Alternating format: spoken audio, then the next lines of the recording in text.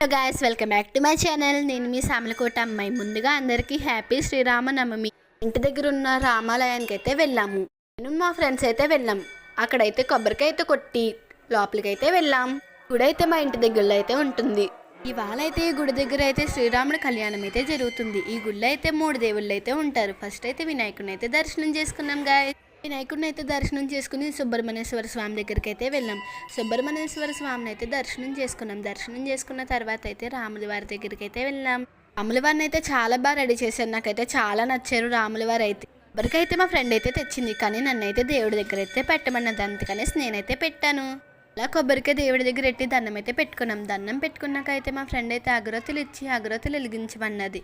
అగరత్తులు వెలిగించేటప్పుడు ఒక కామెడీ అయితే జరిగింది గాయస్. ఏమనుకుంటున్నారు? తీస్తే వెలిగింది కదా అనుకుంటే మళ్ళీ ఆరిపోయింది. మళ్ళీ వెలిగించాను అనుకోండి. ఫ్రెండ్ అయితే అలా ఆరిపోయింది అనేసి వీడియో అయితే తీసింది. ఫుల్ కామెడీ అనుకోండి. బయటకు వచ్చి అయితే బొట్టు అయితే పెట్టుకుంటున్నాం.